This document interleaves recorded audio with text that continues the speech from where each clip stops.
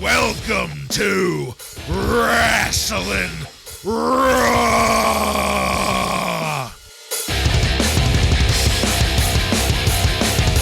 All right, you're listening to Wrasslin Raw, the podcast that takes you back to when Raw became more and attitude ruled. Thank you for joining us. You're here with Ryan Arico. What's the matter with you? Get a hold of yourself! Joe Giammatteo. I'd imagine Austin is sitting on the back of a paddy wagon on his way to jail. I'm the one and only Jason Bartlett, and we're going to examine WWE history. One episode of Raw is War at a time. But first, a couple announcements to our listeners out there. First of all, the episode that would ordinarily drop on Monday, October 23rd will not be. We're going to be taking a week off to adjust for some scheduling changes here. We will be releasing the following Monday, October 30th, and we'll stay on schedule there. So just be aware there's going to be a gap in our release schedule.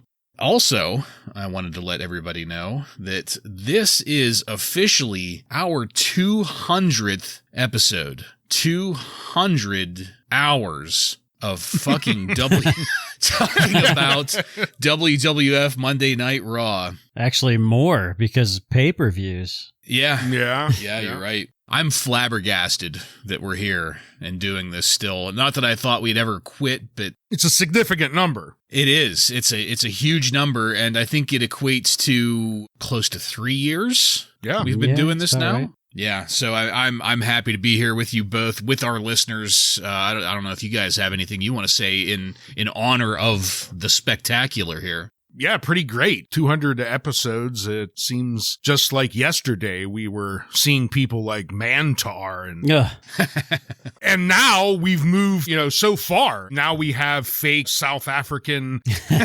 military people and completely different. It's just drastic how things have changed.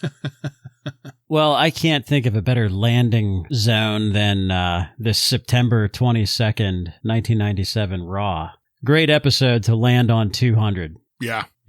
Yeah, great call there. For the 200th episode, I get one of mine, and I'm going to have to guess one of yours, Bartlett's Oh yeah, favorite characters of all time. yeah. So, Couple monumentous things happening in this episode. So, mm-hmm. but I do just want to point out that for all his faults, Mantar was infinitely more believable than the Truth Commission. So we need to maintain some kind of perspective here, gentlemen. All right. Well, listeners, thank you for sticking around with us for 200 fucking episodes and many more. Whatever the fuck's wrong with you. Bunch of fucking sadists, masochists. I don't know. One of those two. In this episode of Wrasslin Raw, we're going to be talking about the Raw that aired on September 22nd, 1997. This Raw was recorded at Madison Square Garden in New York City, New York, and features Vince McMahon, Jim Ross, and Jerry the King Lawler on commentary. Are you guys ready? I'm ready. Ready. All right, then, let's get into it. They started this one off highlighting the championship victory of Hulk Hogan. Last I checked, we were pretending he didn't exist, but I suppose we'll make an exception for it this time. Really, this was all just a way to put over the fact that tonight's episode was hosted and filmed in Madison Square Garden, the venue of venues in the world of the WWF. And this was a kind of lengthy video package, too, really drilling home the history there, and then finishing with the statement that Raw returning to MSG was the pinnacle of everything, everywhere. After the pyro, we had Vince McMahon roaring at us, which I shouldn't have been surprised that he was there for the Garden, but it was still a little disappointing. You don't want to tune in and hear Vince McMahon, for God's sakes. And we pretty much just move into the first match of the night after that. But I did want to pause here to ask you guys, because it really intrigued me. What do you think about this selective amnesia the WWF always seems to have? Any other time and any other way they go out of their way to ignore the past, but as soon as Vince starts feeling nostalgic about Madison Square Garden, they have to put up all this video footage of a bunch of guys who not only don't work there anymore, but half of them are now on WCW screens. Ryan, what do you think about all this? It is a bit comical that we will, one, ignore or make fun of Hulk Hogan whenever it suits them, and then here we'll display his memorable moments. So, I mean, I understand what they're trying to do. I know Madison Square Garden means a lot to the WWF, especially Vince McMahon and his dad and all of the history there and blah, blah, blah. Histrionics. But as far as like what I enjoyed the most was probably the one shot they showed Andre the Giant standing next to Vince, and he looked like he was 3 feet taller than Vince. I mean, I know he's only 7'5" or something, or 7'7" or whatever he was, but he looked like he was 3 feet taller than Vince, and I really loved that shot. Yeah, I agree. All the Andre shots were great. Regarding Hogan, we acted like he hasn't existed for the past couple years, but I guess a story that I heard around this time, and it was when, I guess Vince told Bret he can leave, was that Hulk Hogan's contract with WCW was coming up. So there were talks that he may come back. So maybe that's why they decided to show these clips of Hulk. Try and sweeten the deal. Yeah. I can just hear Bret saying, I got to lose to that guy again? I want to point out, too, this is the first Monday Night Raw from Madison Square Garden. Really? Yeah. They've all been pay-per-views. They've been in New York, but not the Garden. So this is the first one. Okay. That makes this a hell of a lot more appropriate, because I thought they were really just delving into histrionics with all of this. But if this is a true homecoming in the purest fashion, then I'll give them a little more credit. Somebody that will not get credit from me is the victor of our first match of the night. Ahmed Johnson defeats Rocky Maivia by pinfall in 4 minutes and 56 seconds in a WWF Intercontinental title quarterfinal match. Rocky looked great walking out in front of everyone, in front of the Nation of Domination. The four of them all sliding into the ring together, timed perfectly. What a great visual that was. There was an enormous Rocky sucks chant in the crowd as Commissioner Slaughter ordered the rest of the nation to leave the ring area. And we also got the news that Ken Shamrock apparently sustained injuries in his match with Farouk last week, meaning Farouk is moving on in the tournament instead of Shamrock. So that's just something to be aware of. Hopefully Kenny's okay. And then, man, the crowd popped for Ahmed Johnson. All I can think of with this is Ahmed, he's looking just as jacked, but he's got maybe a little extra padding on him. He's not quite as lean or chiseled maybe as he was before. Yeah, a little bit of extra girth. Not simply overdressed, but overweight. You can already clearly see that Rocky is a much better wrestler than Ahmed. It's not even a close comparison. Rocky is leaps and bounds ahead of Ahmed in almost every way that you can think of to judge or gauge these things. And then, quite possibly, the most disturbing thing of the night, and probably most predictable thing happened. Captain Lou Albano showed up, taking notes on the match for some reason. I mean, it never mattered. I don't know. He must have just been doing that thing that homeless bums do, scribbling gibberish in notepads, muttering, walking around muttering to themselves. He was on the Wrasslin side of the crowd barrier, which was even more disturbing. Somebody at the Garden really needs to be fired for that one. Security. I loved the King yelling, "Face it, McMahon, he's injury prone," about Ahmed. And then when Captain Lou Albano walked past, the King yelled, "Injury prone, write that down." Ahmed ended up winning with the Pearl River Plunge in a victory. It didn't feel like he earned at all. And that's where this ended. I think I'll just finish by saying I'm over Ahmed Johnson. He needs to get gone. Ryan, what'd you have on this match?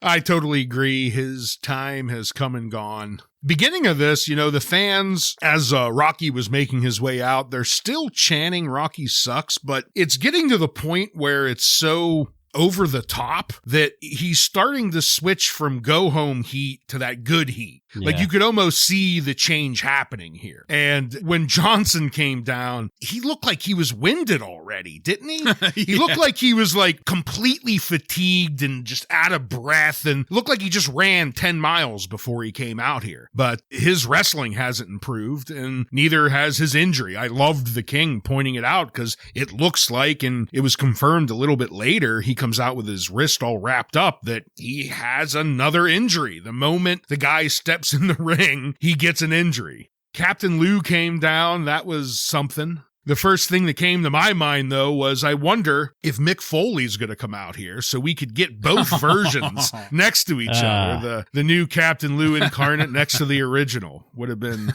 really something. But you know, one great thing, though, about Rocky being a heel now is the announcers, you know, no one is talking about that he's Rocky Johnson's son anymore. No one's talking about that he's a third-generation wrestler. And blue chipper. Yeah, no blue chipper. He's just out there being himself, and, you know, that's going to benefit him a lot. But sadly, he's going to have to do the job here to Ahmed Johnson, which is shitty because Ahmed Johnson sucks. I totally agree, Bartlett. It's time for him to go. Yeah, I agree with you, Ryan. And one of those great things about Rocky being a heel now is that, you know, that we don't have to worry about his background anymore. He's just a heel wrestler. And another thing is Rocky works so much better as a heel in the ring. Mm-hmm, you know, his selling abilities, you can just tell, you can see the growth already just by switching heel. So that is fantastic to see. Yeah, I hated that Ahmed Johnson won this match, but Rocky's going to be fine. I don't know. Ahmed, on the other hand, I hear he's injury prone. He was not overdressed, though, for once, so I'll give him that. He couldn't fit into it, the overdressed clothing anymore. If there was one good thing about having Ahmed back on our screens, he did not have all of that ridiculous Nation of Domination shit all over him. Now we're going to get LOD shoulder pads, right? Probably.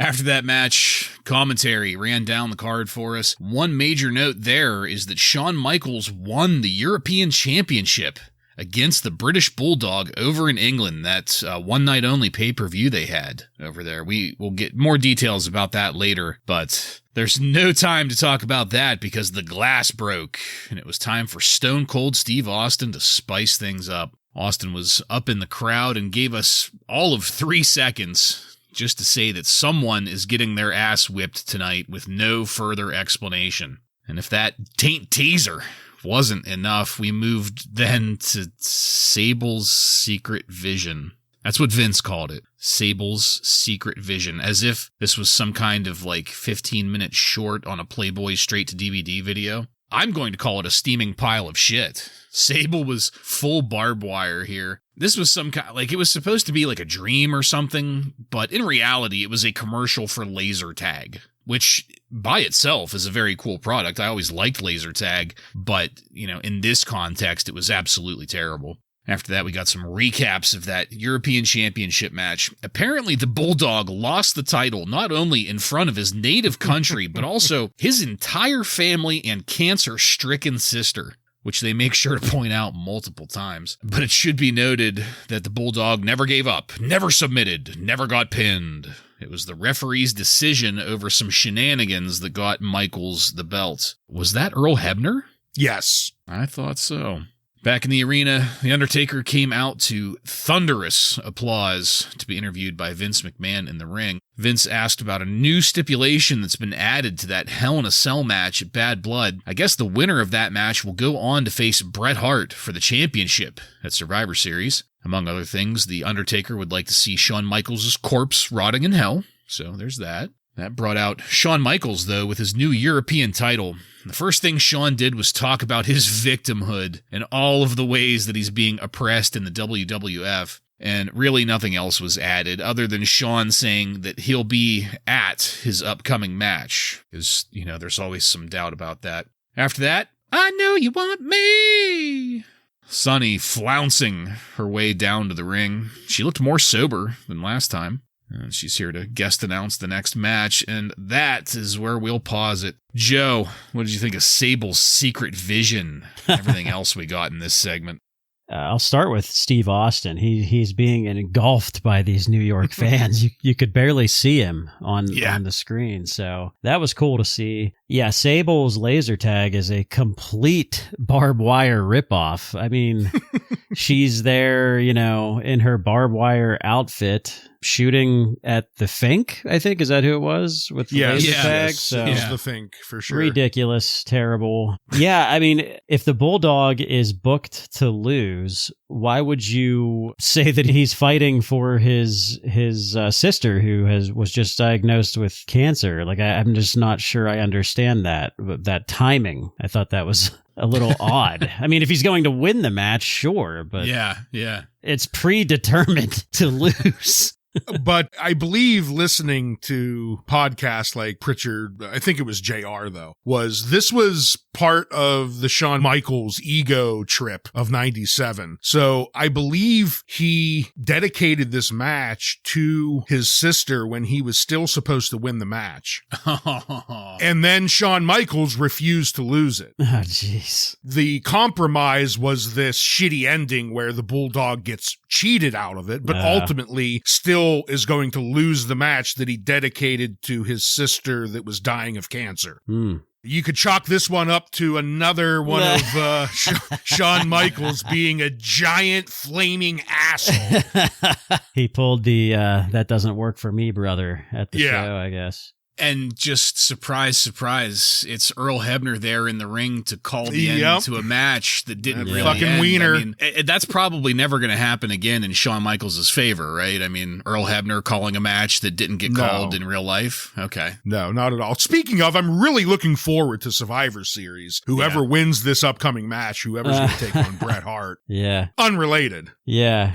Well, speaking of Shawn, too, The Undertaker comes out and gives this very dark promo with Vince McMahon. And I laughed out loud when, we get this dark promo is talking about corpses rotting in hell. And then Shawn's music hits and he starts gyrating and dancing. I was just like, this is so hilarious just to see right after this dark promo. So to start with Stone Cold, he does a good job. He comes out here, psychs up the fans, and it works. He's out there for 2 seconds, and they went nuts. This bizarre barbed wire commercial, it was like Sable was in complete barbed wire garb, but it was like some weird futuristic dystopian world. We had classy Freddie Blassie's floating hologram head, telling them what they're going to do. It was quite bizarre, but it's like Shadowrunner or something. Right. Yeah. Just something really odd. But in the end, I wanted the laser tag. So, I mean, I guess it worked on that level, but. And then they show us the King talking about the Hart family over there trying to cheer on the Bulldog and his sister and all of that shit. I already went into what I was going to talk about with that and Shawn Michaels being a giant dickbag. But The Undertaker, I agree. He gave a very dark and Undertaker promo here. Good job there. Shawn Michaels comes out at the top of the ramp and kind of completely repeats himself from last week. I mean, he gave the exact same points. We didn't get anything new out of him. That was a little bit disappointing, but I thought The Undertaker did a pretty good job. Yeah, agreed on that. And lately I've been wondering just how many of the things that Shawn Michaels does are things that he was supposed to do. And how many of these things are him just deciding, I'm going to go out and get some attention, Well, another thing to point out here that's pretty interesting, and I know Joe brought it up a few weeks ago, they still are just completely dropping the Undertaker, Paul Bear, Kane thing, and at the beginning of this, just talking up, we're going to be checking underneath the ring. There's no way in. Like, they're just hammering that home that there's no way in, no way out. They're going to be the only two in there. And it's in the back burner of our heads. We're not even thinking about Paul Bear and Kane right now. Right. Yeah, good call. I had completely forgotten about it in a good way. I mean, they're doing so many other things. It's a good job. Yeah, some great sleight of hand going on here. All right, gentlemen, as I had said, Sonny was out there to announce our next match. The Legion of Doom, Hawk and Animal, defeat the Nation of Domination Farouk and Kama Mustafa by disqualification in 2 minutes and 32 seconds. I guess that spinebuster from Farouk in their match last week was what put Shamrock out of action, so we got the update and the poor replay of that here. D'Lo Brown and Rocky showed up to interfere. That's what drew the disqualification. But then that drew out Ahmed Johnson, which is where things went downhill for me. This ended up in a 7-man clusterfuck, not including the flood of officials. And that's it. There's not much you can hope for in a 2.5-minute match. But, I mean, I did enjoy the match before the finish. These were two bruiser teams. You know, they looked great together. The work was solid. It's just that it had to get all fucked up at the finish, per the usual. Joe, what'd you think of this? Well, again, Sonny as a ring announcer, I think is good. I mean, you know, especially in a Monday Night War, because none of us are changing the channel if Sonny is there, right? So that's a good use of her. And the match, there's really not much I have to say about the match. The interference came pretty early, but Ahmed Johnson getting pummeled is always fun to watch, so I did enjoy that. Yeah, apparently Shamrock did have internal injuries, they're saying, and he had to forfeit this tournament. I know I was making fun of that last week, but I don't know if that's actually what happened here. Joe, did you have any news later on I have about nothing. That, or? Yeah, he had nothing on Ken Shamrock. Okay, so maybe that still isn't what actually happened, and they're just working an angle here of some sort. You know, when it first started, I thought that the action between Kama and Animal was pretty solid. They're two big bodies. They were throwing each other around pretty well, but unfortunately, 2 minutes into this match, and it just descended into chaos, and we had the Nation coming out, and so not much to really talk about other than it started strong. You know, I don't know where it would have went from there. We didn't get to find out, but we did get one little nugget right towards the end of this segment. The Nation was beating on LOD, and we got to hear JR say, "That's not right." So. All right. Well, there was no mid-match segment between that match and our next match. Owen Hart defeats Brian Pillman with Marlena by disqualification in 7 minutes and 12 seconds in a WWF Intercontinental Title Tournament semifinal match. Owen came out with police officers to enforce that restraining order against Steve Austin. I guess we're going to see how astute the police officers of New York City are. And I was very curious to hear what kind of justification we were going to get for having the two Hart family members going against each other. Because, like, at the start of things, they kind of glossed over that just a little bit. Once people started moving to the ring, Goth Marlena, still looking amazing, by the way. JR was noting that this was day 16 of the Goth Lena hostage crisis, but that she and Dustin would renew their vows after it's all over. Fucking disgusting. Pillman got on the microphone and gave a ridiculously sleazy and disgusting promo at the start of this. Basically saying that he broke his arm while raping Marlena, and he was trying to forfeit to Owen. They were changing positions. Okay. Well, that concerned look in Marlena's eye says that it might not have been consensual. I don't know, though. Commissioner Slaughter wasn't having any of that, though. He did a think fast and threw something at Pillman to make him use his broken arm. And then Pillman and Owen did shake hands prior to tying up. And I wondered why Pillman wouldn't just lay down for Owen. Since he was already willing to forfeit for him, why not just lay down in the middle of the ring? But I don't know. They did make a great show of good sportsmanship, though, moving slowly, making exaggerated clean breaks, not really stressing each other, not moving fast at all. I was very entertained by that. Vince very helpfully sent us to commercial after saying that we might as well not pay attention to the match. And of course, it was during the commercial break that the match turned into a real match. I guess Marlena hit Owen with her purse. I didn't quite understand what happened because, again, it happened during the commercial and we only got a split-screen replay when we came back, but also because it was suggested that Marlena helped Pillman, or Owen thought Marlena helped Pillman. I'm not sure what happened there, but I don't think Marlena would help Pillman.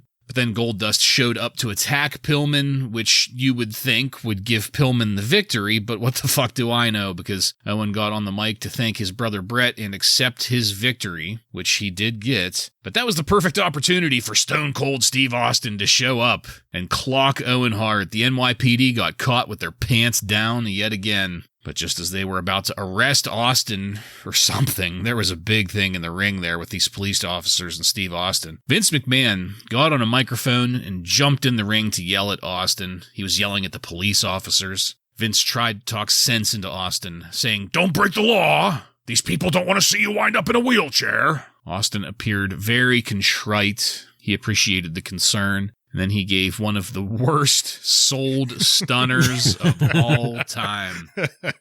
Vince McMahon officially stunned. The crowd fucking erupted. And the police cuffed Austin and led him away to his own music. And that is what ended the first hour of Raw. So, guys, this was a little convoluted, but I left it all as one segment because just like the way it all flowed together, it would be kind of hard to talk about things because the way this was booked was perfect. It's, step 1 logically led to step 2 to 3, bringing Austin into this ring, and for Vince McMahon to be there with him. As confusing as some of it might have gotten at points, the Austin segment with Vince that it led into is an absolute classic. This is one of those ones that I distinctly remember watching this live, and that scene of Austin getting led away in handcuffs. That scene is going to be part of Titantron videos, part of footage, part of VHS tape releases for years to come after this. Ryan, what did you think about this match and its aftermath? Yeah, I agree. This is definitely one I remember watching, and the things that stick out are this segment and the very next one, the beginning of it. I'm not going to ruin it yet, but those two things are iconic in the Attitude Era, and I loved just the way things ended here with Stone Cold finally giving it to Vince. But to start towards the beginning, I enjoyed the Pillman faking the injury here. I liked Slaughter coming out and tricking him to make this match go forward. And I absolutely loved the way that Pillman and Owen started this match with their over-exaggerated slow moves. And what it reminded me of was El Pantera actually trying to work is what it reminded me of. But what typically happens in these friend-on-friend matches, at some point, someone hits someone too hard or, something happens and it actually breaks into a wrestling match. And unfortunately, that happened over the break, and it was a little bit confusing to piece together, but I'm going to add one tidbit to what you talked about there, Bartlett. It did look like Marlena made it look like she helped Pillman that started this match off, but did you miss Marlena gave a bit of a smirk as she walked away when they started to actually fight each other? So that was supposed to be, I guess, a plan of hers was to do something to make them start to fight each other. She made it look like it was actually Brian Pillman who hit Owen, I think is what she was going for. Yeah. That Jezebel. That's right. It's just not right. Then Goldust comes out, we get to disqualification, and then the great scene with the worst stunner sell of all time. I know it still goes down to now, everyone still makes fun of Vince for this terrible, terrible stunner that he takes here, but it doesn't matter. It's still going to go down as one of, if not the most iconic scene from the Stone Cold era. Yeah, as far as the match goes, Owen Hart has new music. I don't know if you guys noticed that. Yeah. So no more High Energy. Is that what it was? The old one? Yeah. Rest in peace, High Energy. Yeah. I loved everything about that match, really. I think that Brian Pillman's sleazy explanation of how he injured his arm was just perfect. And, explaining why he can't fight Owen and Slaughter coming out, all that was great. And of course, the over-exaggerated, slow-moving sportsmanship was funny. I loved Owen's little victory speech that he gave, and I did not expect Austin to come out, even though it's kind of predictable. I did not see that coming, so I thought that was great too. And then you get to Vince. I mean, yeah, this is one of the most iconic moments ever to happen on Monday Night Raw, so that's all you really need to say about it. And Vince McMahon, I mean, Sergeant Slaughter took the first stunner, right? And he sells it by rolling out of the ring. Well, technically, JR took the first one. Oh, right, JR. JR took the first one, kind of rolled around a little bit. Slaughter rolls out of the ring. The King takes it, falls face first, and then kind of rolls around a little bit. Vince acted like he died. He acted like he was dead on his back, twitching, and it's just the absolute worst sell job of a stunner ever in the history of wrestling. But we're going to get Mr. McMahon out of this eventually, and it's just a great buildup. And adding in the guy getting cuffed and escorted away by police, it sounds ridiculous, but it does help sell it even more, I think. So that was a nice touch. Especially, I mean, as we've said before, this is a guy that can't wrestle. And man, are they making the most out of that fact. This is basically just promotional material forever now, the stuff that Stone Cold's doing, you know? All right, well, as we said at the top of the program here, 200 episodes in, Vince McMahon taking the stunner, that will make up for the first 100 episodes. And as we move forward, we got an in memoriam for Dick the Bulldog Brower, who apparently died at around this date in 1997. I can't say that I had ever heard that name before, and I'm not trying to be disrespectful in that, but did either of you guys, had you heard of this person? I have not, no. I have not either. Okay. Again, you know, not trying to be disrespectful there. It's just, they gave it a certain amount of gravity that I didn't know that it really had. But then when we came back to commentary, we saw two glorious things. And no, I don't mean Rhonda Shearer and her pokies cutting glass, standing behind the barrier. I mean just JR and King at the table. What a glorious sight. And that will take us into the first match of the second hour. Cactus Jack defeats Hunter Hearst Helmsley with Chyna by pinfall in 13 minutes and 40 seconds in a Falls Count Anywhere match. That's right, this is the debut of Cactus Jack in the WWF. This is another part of this episode that I remember watching live. And this was always one of my favorite segments in Raw history. Still to this day, from the point that I saw it live up through until today, this remains one of the best things that they've ever done, in my opinion. You had Mankind and Dude Love up on the Titantron together, talking to each other. Dude Love was originally scheduled to be in this match. He says that it's not his thing. It's a little too violent. So he brings in Mankind, and they sit down next to each other up on the Titantron, and Mankind says, well, it's not really going to be my thing either. Let's bring in our other friend, and that is Cactus Jack. The ECW chant erupted, and what a perfect time to pull out Cactus Jack. I mean, right next to the ECW territory,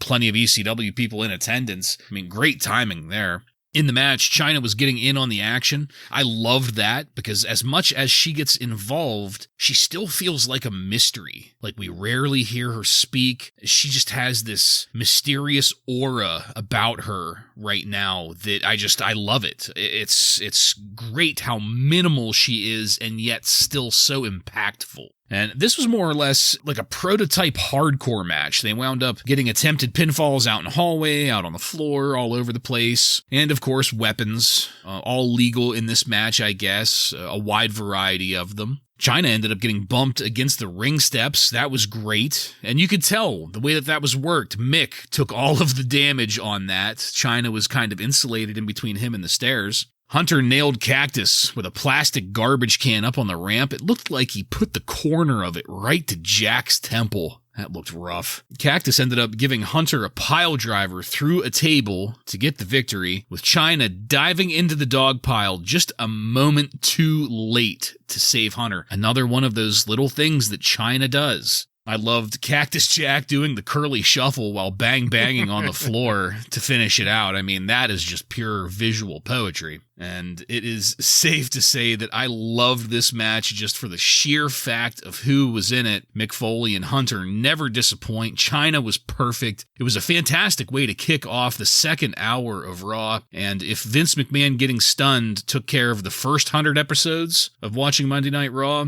the debut of Cactus Jack took care of that second 100. Joe, what did you think of this match? Well, this was an amazing match, everything about it, including this build-up. I don't remember this happening on the same episode as Vince getting stunned. Yeah, me neither. I remember this happening, but I just didn't remember that was the same episode, and that's kind of unfortunate because it kind of gets, not forgotten, but eclipsed. Yeah, the fact that it happened on the same episode does make it kind of forgotten. But the build up to it, I thought, well, Mick Foley has to have something up his sleeve for Madison Square Garden. You know, we know that Dude Love is going to have a match. And I was just pleasantly surprised to see that this was what it was we get the three faces of Foley, Cactus Jack. You see him tossing all the stuff out from the back, from the curtain, and I fucking popped. I thought that was fantastic. And ECW is gaining a lot of ground as far with the wrestling fans. And this is the kind of shit that a New York crowd wants to see. And you're not going to see it on WWF, but you are if Cactus Jack is there. So, you know, that was really nice to see. And I cannot put over Chyna enough, you know, same as you, Bartlett. Just, man, her and Mick Foley had to have allowed for her to get more involved than a lot of other wrestlers. Yeah. And you can easily tell. It's a shame that a lot of this stuff that she was doing early on is forgotten, because I think a lot of the stuff that gets talked about is her wrestling career more, the second half of her career, because she's just fantastic as an enforcer, bodyguard type gimmick here, and just does a great job in this match getting involved. And this might be the best match on Raw that we've seen this year, 1997. Mm-hmm. Yeah. I mean, there's no doubt in my mind that it is. This was an incredible match. Having JR and the King on commentary just made it even better, too. Yeah, I'm, a huge Cactus Jack fan, and the moment that they showed the Jumbotron and I saw the two empty chairs there, I knew what we were getting, and I had a smile from ear to ear. I loved every moment of it. And then I loved the way the crowd reacted when they heard that it was going to be Cactus Jack. He hasn't been in the WWF yet this crowd just completely erupted hearing that he was going to be here. And I popped my ass off when I saw him come out with the Wanted Dead shirt and the finger pistol up in the air. This match didn't disappoint at all. The fans are chanting ECW, so they immediately go for a slam onto exposed concrete, and just get the crowd more involved. And I really don't think currently, right now, that there is a better feud than Mick Foley Triple H. Yeah. Every time they get into the ring with each other, they bring the house down. And this was no exception. At one point, speaking of bringing it down, they bring down like the entire left side of the crowd barrier. It just crumbles by them pummeling each other against it. Chyna played her part well, too. It's not just them two. All three did an excellent job making this match work. And it was a hardcore match. It's kind of the first time we saw a match like this. I think closest might have been the Boiler Room Brawl was kind of like this. But yeah, kind of the first time we get this just pins count anywhere, use anything you want. And I thought they did a great job of ending it with that fantastic looking pile driver through that work table that just exploded and allowed Cactus Jack to get this win. Just an absolutely great moment. And the fact that we got to see Cactus fucking Jack just put me in cloud nine. It's like they predicted how the crowd would react too, because the crowd was chanting for a table, and then that was the grand finale. Yeah. So just beautiful. Very obviously worked too, because whenever they started to climb up on it, I saw it. But I was like, oh God, I hope that doesn't break before they get through it. And you guys both brought it up, and I just want to highlight it real quick again. The consistency and the work rate between these two, Mick and Hunter. they haven't had a bad match together yet, and they've had quite a few now. They haven't had just an okay match together yet. They've all been great. I can't think of anybody else, at least in recent memory, maybe Austin and Bret, but I already think that they've probably surpassed Austin and Bret just in the number of matches. I think this is their 4th match, if I'm not mistaken, But in the entire run of the podcast so far, I can't think of a pairing that is this just sheerly perfect, the consistency of it. Their matches have been a joy to watch from bell to bell, every single one of them. Yep. Moving along, there's some kind of super sucky sweepstakes that includes Vader in its graphics with teenagers hanging all over him. I do not want to know what that's all about. And after that, we got what I think was like the 15th or 16th replay of Austin stunning Vince. I mean, it was still good to see, but they were really just... Well, it was also kind of funny how when it first happened, both the King and JR were upset over it. But then as the episode went on, the King was happy about it, Yeah. JR maintained throughout, though, every time they brought it up, look at that! Aren't you disgusted? Isn't he just a violent piece of shit? We also got another recap of Shawn Michaels' European title win, and that was followed by Shawn himself coming down to the ring carrying a microphone and a steel folding chair. Shawn unfolded the chair, plopped himself down in it, and yelled for The Undertaker to bring his dead ass out for a chat. And of course, that doesn't happen immediately. We broke to commercial and came back to zero progress. Another minute more, and the bell finally did toll with The Undertaker coming out. This is one of those things that I mentioned earlier that I'm not sure if there was a timing issue or if maybe Shawn was just deciding to improvise here or what. I don't know, but it was a trap. As The Undertaker was walking down, Hunter Hearst Helmsley attacked The Undertaker from behind. Shawn used the chair on him. Rick Rude and Chyna showed up, and it was 4-on-1 until The Undertaker was able to get his feet and chased the 4 of them off, swinging that chair behind him. So, I had 2 thoughts on this that maybe one of you guys can help me with. First, I don't think anyone has bothered to explain or otherwise contextualize what's going on with Shawn and Hunter and Chyna. Like, sometimes they help each other out, sometimes not. Like, where was Shawn when Hunter was getting his ass beat 20 minutes ago? And then the second thing that I thought was that this all seemed like it was improvised. I didn't know why until I realized that Bret Hart was going to follow this, and Shawn might just have upstaged him. I mean, that's just throwing it out there. I don't know. Joe, what do you think of all this?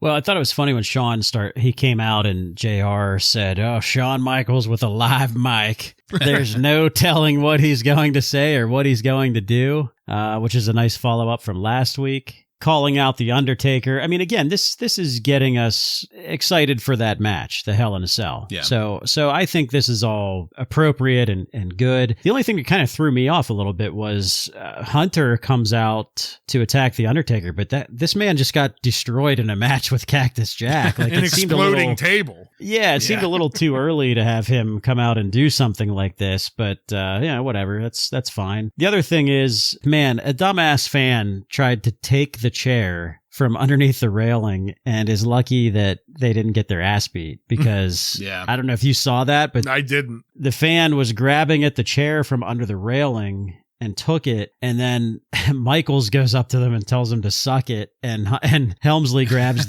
rips the chair out from them. So it was an ugly scene, but I think that this served its purpose, getting us excited to see that Shawn Michaels versus The Undertaker Part 2 in a Hell in a Cell.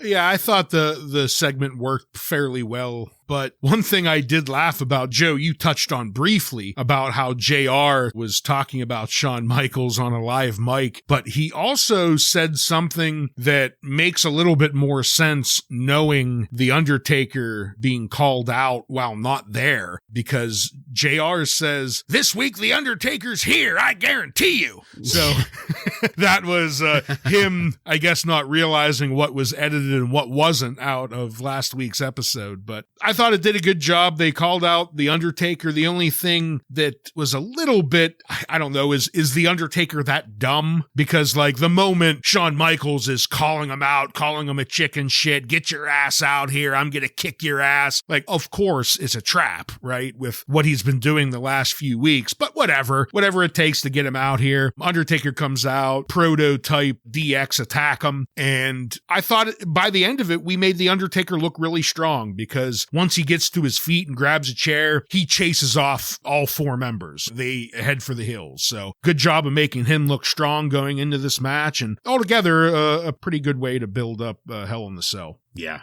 And Bartlett, to your point with Shawn, Hunter, and Chyna, I kind of wonder what we missed on the one night only, because I know that they were there for Shawn's match, but I wonder if they came out with him or if they came out to interfere. I'm not quite sure about that. So maybe there's a piece that we just missed.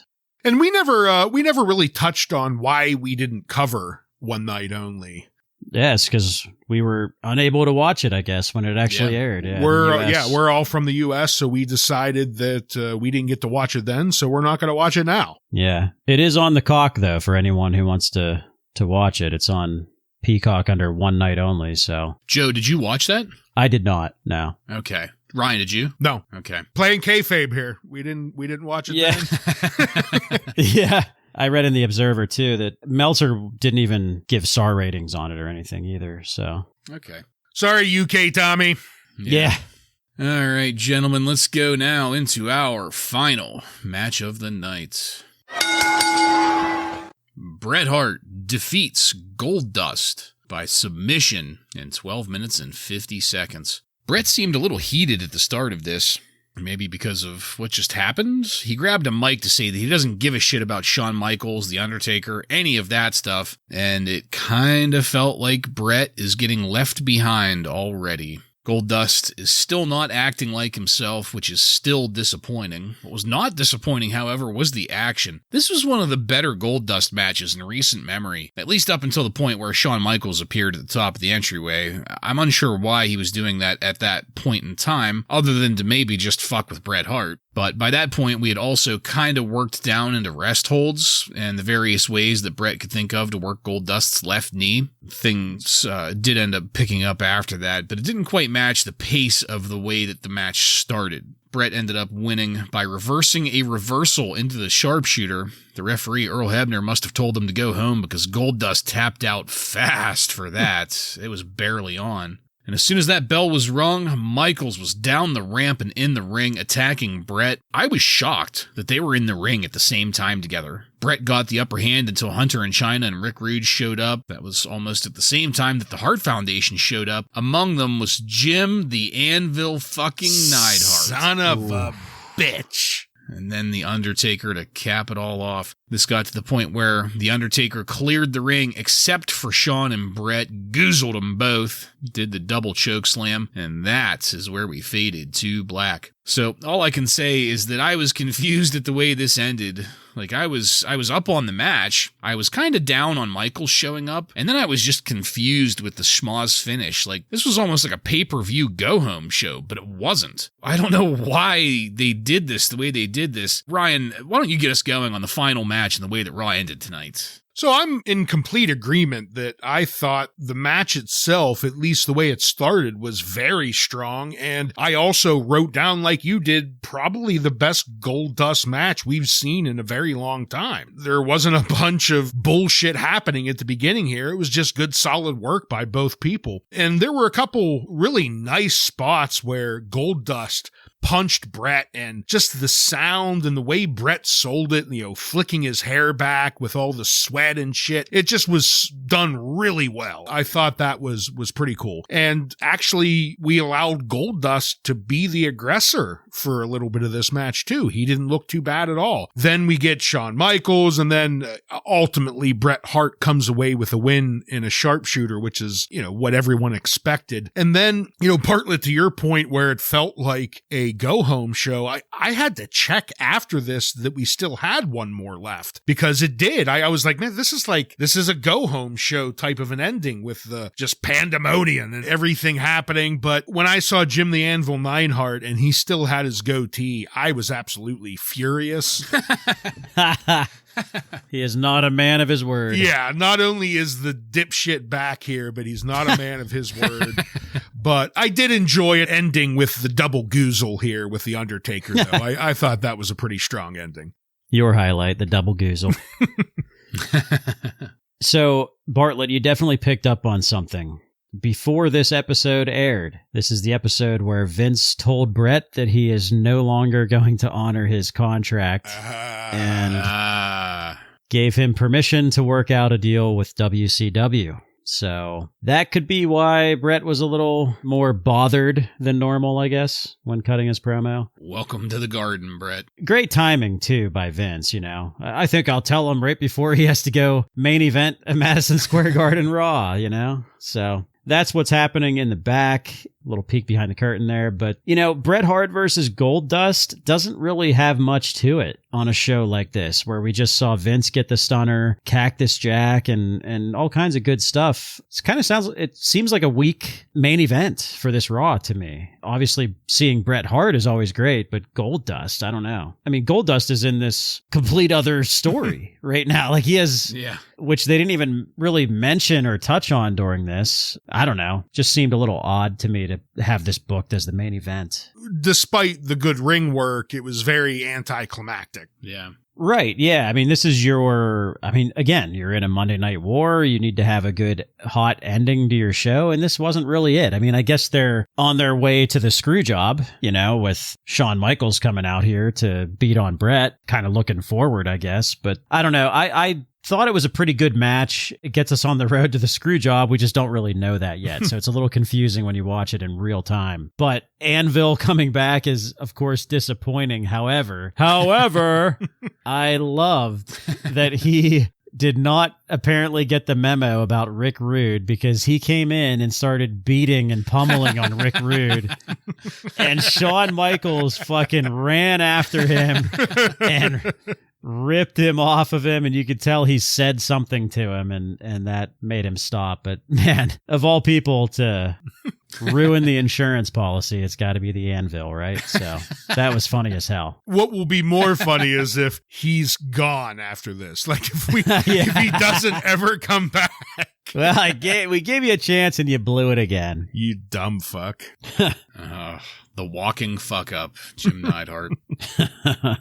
All right, gentlemen, as I said, we faded to black, so let's take it on over to highlights and lowlights.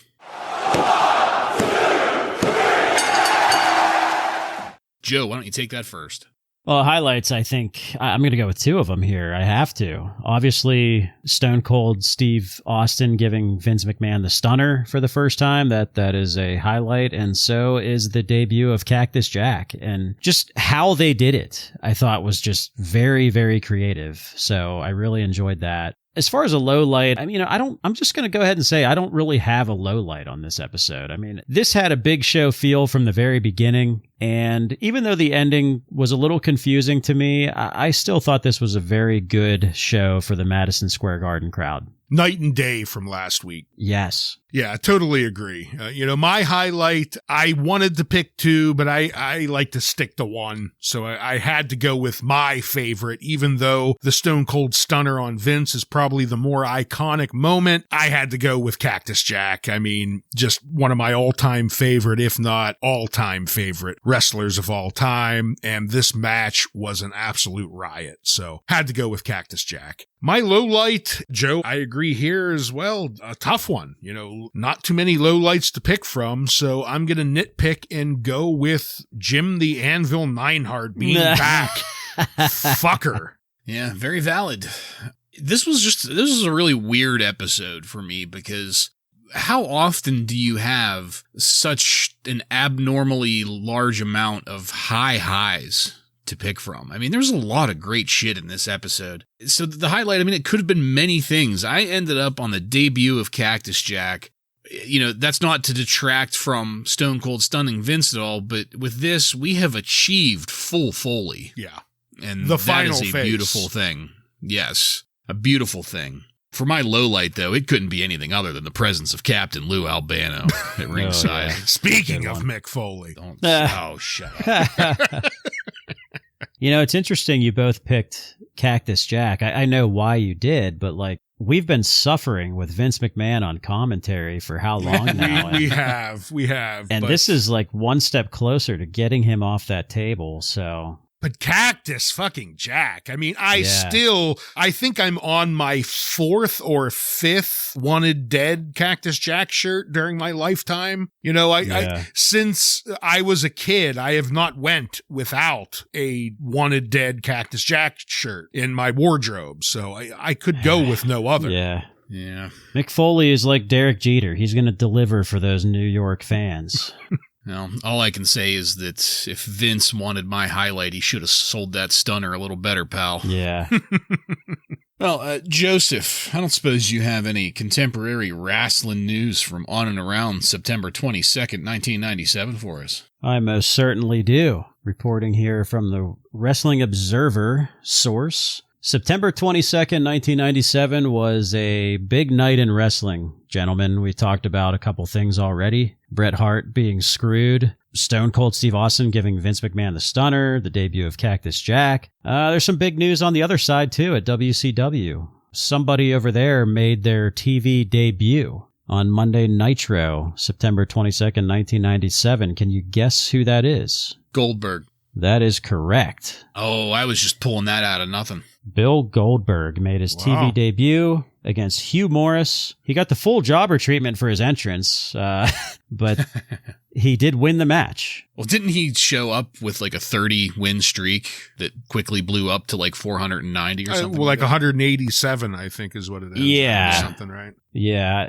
I don't know if that was explained on this episode, but this was his first TV match, and he won. Dave Meltzer describes him as he looks very much like Warlord, slightly gassed down. Not that this guy Goldberg didn't look gassed up. He's pretty gassed to the max. And was a former football player for the Falcons. So welcome, Bill Goldberg, to the wrestling scene. I mentioned already this was the first ever Raw airing at Madison Square Garden, so that's exciting. Another exciting thing is that Mark Marrow returned on September 19th. Ugh. He has a shaved head and a boxer gimmick. Oh, there it is. So a little bit of a new look there. One thing from last week, I thought you said we were going to get him on this week's Raw. Well, I guess Dave was lying. We did get Ahmed Johnson, though, so he was right about that. I'm guessing the 19th. That was the Friday, so he must have showed up on a house show, Mark Marrow. Where he belongs. Yeah, right. A little bit of sad news. Gorilla Monsoon, I guess his health is getting worse due to some complications with diabetes, and I guess that's one of the main reasons why Sergeant Slaughter was brought in. So Gorilla's health is not looking too good. And I have to end on this piece of news here. Scott Putski has been released. I'm going to try to report this without laughing. Scott Putski and Missy Hyatt are an item. Oh my God. And not only that, gentlemen, but the two of them filmed a porno movie that aired on the Spice Network. The Spice Network. And from what I could read, now this didn't come from the Observer. I tried to do a little bit more research on this. And from what I have read, it was very low quality and it was a blurry shower scene. So you couldn't really see much, apparently. So just like his wrestling matches, very low quality. Very much so, yes. And everyone left disappointed. My God. Ugh. And that is not streaming on Peacock, in case anyone was wondering. And that is all. Well, thank you, Joseph. disgusting as always. And that's it, folks. We're done with this one. I want to thank you again for joining us. If you like what we're doing here and want to connect with us, you can email us at WRASSLINRAW just at gmail.com. To the end of that, submit questions or comments. Check us out on social media and on every podcast subscription platform. While you're there, don't forget to follow and subscribe to get every episode of Wrasslin Raw coming to you every week. Give us a 5-star review and tell all of your friends to tune in to the most dangerous Monday Night Raw review podcast on the airwaves. Next week on Wrasslin Raw, we're going to take a look at the Raw that aired on September 29th, 1997, with matches featuring The Sultan, Los Boricuas, and many more. So, for Joe and Ryan, I'm Jason, and this has been Wrasslin Raw.